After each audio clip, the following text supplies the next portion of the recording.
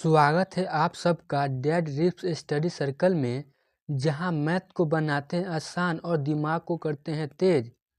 तो आज हम सीखेंगे क्लास 8 का चैप्टर 3 का चतुर्भुजों को समझना, यानी चतुर्भुजों के फैमिली के बारे में, कौन किसका भाई है, कौन रेक्टेंगल है और कौन सिर्फ नाम का हीरो है।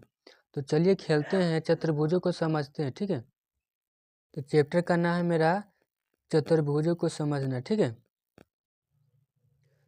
इसमें पहला पढ़ना है हमको वक्र यानी कर्व। ठीक है, इंग्लिश में उसको कर्व बोलते हैं। तो इसका देखिए डिफिनेशन क्या होगा। जब कोई लकीर रेखा एकदम सीधी ना हो, कैसा ना हो, सीधा नहीं हो, मतलब तो कैसा होगा, तो देखिए मतलब कभी मुड़े कभी झुके तो उसे हम वक्र कहते हैं। ठीक है, यानी कर्व।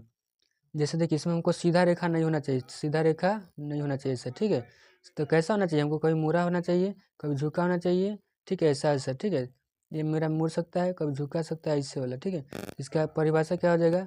जब कोई लकीर रेखा एकदम सीधी ना हो, मतलब कभी मुड़े कभी झुके, तो उसे हम कहीं क्या बोलते हैं, कर्व बोलते हैं, यानी वक्र बोलते हैं। ठीक है, ये समझ में आ गया होगा। चलिए दूसरा देखते हैं।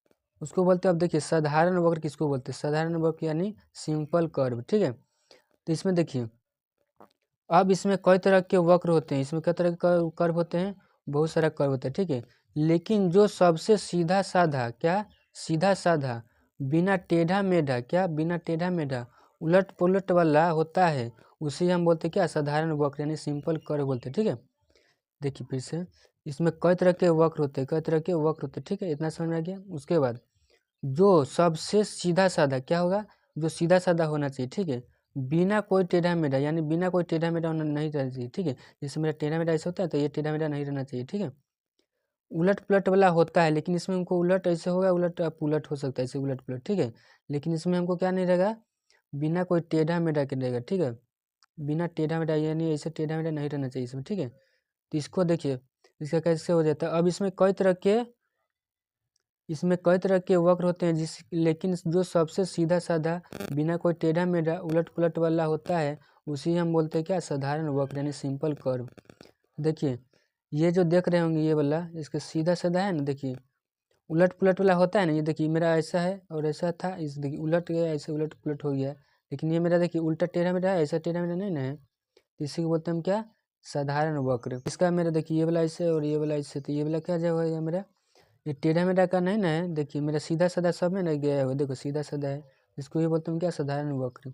अच्छा इसको देखेंगे ये वाला क्यों, तो इसको और ऐसे कर देंगे, तो ये भी मेरा क्या, टेढ़ा मेढ़ा नहीं ना है, उलट पुलट वाला है, लेकिन मेरा टेढ़ा मेढ़ा नहीं है। ठीक है, तो इसी को हम बोलते हैं साधारण वक्र यानी सिंपल कर्व। ठीक है, नेक्स्ट है सीधा, इसको समझ, इसका दूसरा परिभाषा है कि ऐसा घुमावदार रास्ता जो कभी भी खुद को काटे नहीं, का जो खुद को नहीं काटता हो। ठीक है, जो अपने आप से नहीं कटता हो, मतलब कोई क्रॉसिंग पॉइंट न बने वहाँ पे। ठीक है, वही साधारण वक्र कहलाता है। ठीक है, इसका क्या हो जाएगा, ऐसा घुमावदार रास्ता जो कहीं भी खुद को ना काटे, मतलब कोई क्रॉसिंग पॉइंट ना हो, वही साधारण वक्र कहलाता है। जैसे देखिए एक मेरा ऐसे मान लीजिए गया है, ठीक है, साधारण वक्र, लेकिन इसको काटे नहीं। ठीक है, ऐसा काटे नहीं। ठीक है, तो ये काटेगा नहीं, तो मेरा कैसा हो जाएगा, सिंपल ऐसा हो जाएगा, बंद तो रहेगा मेरा, ऐसा हो जाएगा। ठीक है, कर्व। जैसे किसी मैदान में रस्सी में खींचा गया घेरा या नदी को धीरे धीरे मुड़ता बहाव, ये साधारण वक्र अच्छे उदाहरण इसका। ठीक है, जैसे नदी देखे होंगे, तो नदी तो जैसा भी तैसा देखिए, नदी ऐसा भी होता है, ऐसे गोल गोल भी हो सकता है। तो मेरे देखिए एक शुरू से मेरा यहाँ से जाता है और यहाँ भी जाके मिल जाता है। ठीक है, इसे क्यों बोलते हैं हम, साधारण में उदाहरण हो जाएगा साधारण वक्र। ठीक है, वही दूसरा का परिभाषा इसका है। ठीक है, नेक्स्ट देखिए, अब इसे पढ़ना है हमको बहुभुज यानी पॉलीगन। बहुभुज को हम क्या बोलते हैं इंग्लिश में, पॉलीगन। एक ऐसी आकृति होती है जो सीधी रेखाओं से मिलकर बनी होती है। कैसा चित्र होता है इसमें, देखिए एक ऐसी आकृति होती है जो सीधी रेखाओं से मिलकर बनी होती है और एक बंद आकार बनाती हो। कैसा आकार बनाता हो, एक आकार बंद बनाती हो। ठीक है, मतलब कि इसमें कोई भी रेखा टेढ़ी मेढ़ी या घुमदार वक्र नहीं होती है। ठीक है, सब सीधी रेखाएं होती है। जैसे कहने का मतलब कि हमको टेढ़ा टेढ़ा ऐसे करके जाके इसके बाद ऐसे से मतलब नहीं होगा। ठीक है, इसको हम क्या बोलेंगे, बहुभुज होता है। ठीक है, मतलब इसमें सीधा रहेगा, देखिए सीधा दम सीधा सीधा रहेगा। ठीक है, ऐसा और ऐसा, ये सब सीधा सीधा है। उसके बाद बंद आकृति है ना, इसको इसी को बोलते हैं बहुभुज यानी पॉलीगन। नेक्स्ट है कि उत्तल बहुभुज यानी कॉन्वेक्स पॉलीगन, एक ऐसा बहुभुज जिसमें सारे कोने बाहर की ओर निकले होते हैं। कितना आता है? एक ऐसा बहुभुज जिसमें सारे कोने बाहर की ओर कहाँ आता है? निकले होते हैं, ठीक है। और कोई भी रेखा अगर अगर दो बिंदु को जोड़े तो वो रेखा हमेशा अंदर ही रहता है, ठीक है। और कोई भी मेरा अगर जोड़ेगा ना रेखा तो वो सब मेरा कहाँ जाएगा? अंदर ही जाएगा, ठीक है। इसको याद करके देखिए, ट्रिक है। इसका लक्षण है कि सारे कोण 180 डिग्री से कम होता है, 180 डिग्री से कम होता है। यानी देखिए 180 डिग्री मेरा कहाँ ऐसे होता है? ऐसे होता है ना, तो मेरा 180 डिग्री का कम होता है, ठीक है। तो कोई भी कोना धंसा हुआ नहीं होता है, इसमें कोई भी कोना कथी नहीं होता है? धंसा हुआ नहीं रहता। देखिए इसमें कोई धंसा हुआ है नहीं ना, धंसा हुआ है, सब मेरा ऊपर उभरा हुआ है, ठीक है। आकृति देखने में फूली लगती हो, कैसा लगती हो? फूली हुई लगती होगा, ठीक है। जैसे पूरी देखी होगा, पूरी देखे होंगे तो पूरी सब फूला हुआ रहता है ना, वैसा ही रहता है, ठीक है। एकदम सीधी साधी बिना टेढ़ापन के, इसमें एकदम सीधा साधा रहेगा लेकिन टेढ़ापन के नहीं रहता है, ठीक है, बिना टेढ़ापन के रहता है। इसका उदाहरण हो जाएगा चौकोर खेत। तो खेत में मान लीजिए कि ये वाला खेत मेरा हो जाएगा, तो खेत में देखिए तो चौकोर खेत है ना, लेकिन फूला हुआ रहता है उसका खेत। उसके बाद है कि तीन कोना बोर्ड। तीन कोना बोर्ड देखे होंगे तो तीन कोना बोर्ड देखिए सब मेरा फूला हुआ रहता है। देखिए इधर वाला फूला हुआ है, इधर से मेरा फूला हुआ है, इधर से मेरा फूला हुआ है, ठीक है। उसके बाद शहद के छत्ते का छक्का। आप लोग देखे होंगे शहद के छत्ता छत्ता तो देखे होंगे जैसे तैसे रहता है, लेकिन मेरा देखिए शहद के छक्का ऐसे मान लीजिए ऐसे रहते हैं, ठीक है। जैसे लेकिन तो छत्ता कैसा रहता है? उसका फूला हुआ रहता है ना, तो सब मेरा क्या हो जाएगा? उत्तल बहुभुज, ठीक है। नेक्स्ट है अवतल बहुभुज यानी कॉनकेव पॉलीगन, ठीक है। इसमें इसका परिभाषा हो जाएगा एक ऐसा बहुभुज जिसमें कम से कम कोना एक अंदर धंसा होगा, ठीक है। इसका हो जाएगा परिभाषा कि एक ऐसा बहुभुज जिसमें कम से कम एक कोना अंदर की ओर धंसा होता है। इसमें ना एक कोना मेरा धंसा होता रहता है, ठीक है, अंदर का कोण। और कुछ रेखाएं अगर दो बिंदु जोड़े तो आकृति बाहर की ओर निकल जाता है। देखिए मेरा धंसा हुआ था एक कोना बाहर से, लेकिन एक कोना एक आकृति की कथी हो जाए? दो बिंदु का जोड़ रहता है, मेरा आगे का लड़का फूला हुआ है ना, जैसे कि बोलते हैं, ठीक है। इसमें भी देखिएगा तो एक कोना मेरा देखिए अंदर की ओर से धंसा हुआ है, लेकिन मेरा आगे वाला क्या फूला हुआ है, बाहर निकल जाता है, ठीक है। इसको में देखेंगे तो एक इसमें देखिएगा ये वाला को तो एक कोण धंसा हुआ है, लेकिन आगे मेरा कथी है? बाहर मेरा निकला हुआ है ना, इसे देखिए इसका निकला है, इसी को बोलते हैं हम अवतल बहुभुज यानी कॉनकेव पॉलीगन। इसका लक्षण पहचानने का कम से कम 180 डिग्री से ज़्यादा अधिक होता है। यानी कि 180 डिग्री ऐसे होता है, ये वाला मेरा फूला है ना, देखिए फूला हुआ है, तो ये मेरा कहाँ फूला हुआ है, लेकिन ये कहाँ है? बाहर की तरफ जा रहा है ना, देखिए ये सब पूरा पार्ट कहाँ बाहर की ओर जा रहा है, इसी को हम क्या बोलते हैं? अवतल बहुभुज। उसके बाद ऐसा लगता है कि जैसे न अंदर से धक्का दिया हो।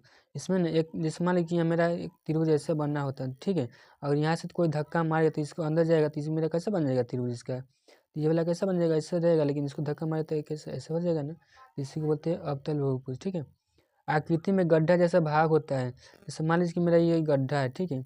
मान लीजिए इधर से गड्ढा करेंगे तो इसका गड्ढा कैसा हो जाएगा? मान लीजिए कि यहाँ से ऐसे जाएगा, ऐसे, सॉरी, मान लीजिए कि ऐसे करेंगे, ऐसे और ऐसे हो जाएगा, ठीक है। गड्ढा मारेंगे तो एक फट इधर से मारेंगे तो इधर ऐसे ना हो जाएगा, इसी को बोलते हैं, ठीक है। अब तो लोग थोड़ी टेढ़ी मेढ़ी लगती है, थोड़ा टेढ़ा मेढ़ा लगता है, देखिए थोड़ा टेढ़ा मेढ़ा है ना, देखिए यहाँ से भी टेढ़ा मेढ़ा लग रहा है, यहाँ से भी टेढ़ा मेढ़ा लग रहा है, यहाँ से टेढ़ा मेढ़ा लग रहा है, ठीक है।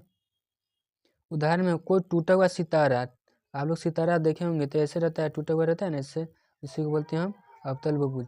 डी अक्षर जैसे आकृति जिसमें बीच में धंसा हो, गड्ढे वाला पाइप जैसे डिजाइन, देखिए जैसे डी हम लोग लिखते हैं ऐसे, ठीक है, डी। तो इसका आकृति देखिए कि अंदर से क्या हो रहा है? धंसा जैसे लग रहा है ना, कि धंसा हुआ है यहाँ वाला पार्ट, तो इसी को बोलते हैं, ठीक है।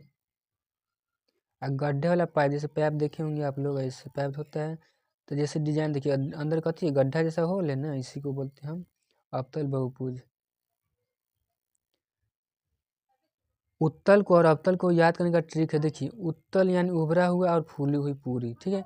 उत्तल मतलब क्या हो जाएगा? उभरा हुआ और बराबर में फूली हुई पूरी। इसका अवतल में हो जाएगा अंदर धंसा हुआ गड्ढे जैसा, अंदर धंसा होगा तो कैसा होगा? गड्ढे जैसा होगा, ठीक है।